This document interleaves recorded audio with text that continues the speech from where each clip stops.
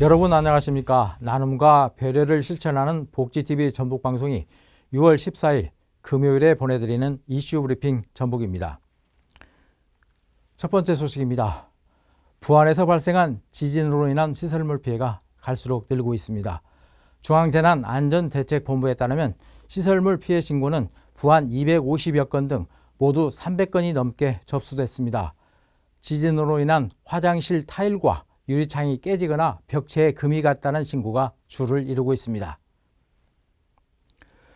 부안에 유례 없는 강진이 발생했는데도 김관영 도지사가 9시간이 지나 현장을 찾은 것을 두고 논란이 일고 있습니다.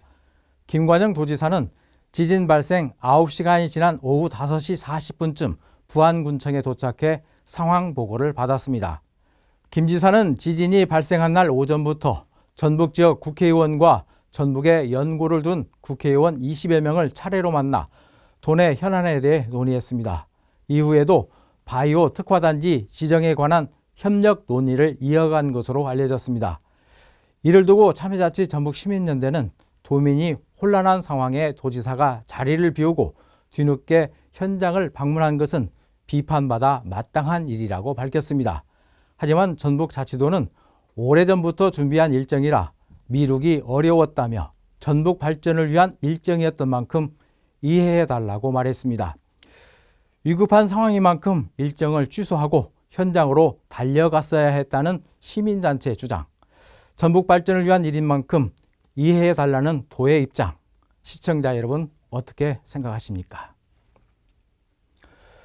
국회 상임위원회 위원장 배분 문제를 두고 여야가 대치를 이어가고 있는 가운데 어제 본회의가 무산됐습니다.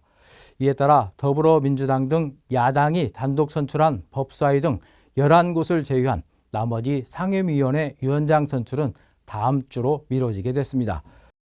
국민의힘 관계자는 민주당이 전향적인 입장을 내지도 않은 상황에서 여당이 본회의장에 들어갈 이유가 없다며 버티고 있습니다.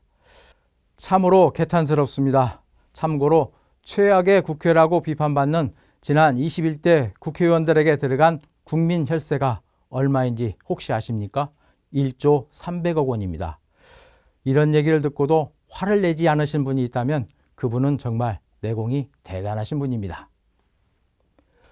전북경찰청 반부패 경제범죄수사대는 대학원 입학을 빌미로 5,500만 원을 받은 전북대 공과대학 A 교수를 검찰에 불구속 송치했습니다. A 교수는 지난 2022년 전북대학교 학생 B씨에게 대학원 입학을 빌미로 5,500만 원 상당을 수수한 혐의를 받고 있습니다. 뇌물을 전달한 B씨는 실제 해당 대학원에 입학한 것으로 알려졌습니다.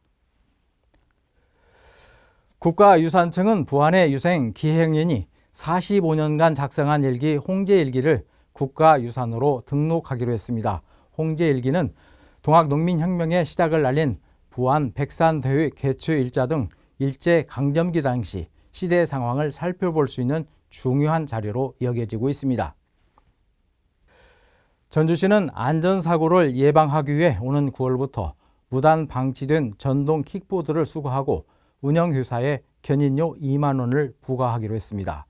현재 전주에는 3개 회사가 3,700여 대의 전동 킥보드를 보유하고 있습니다.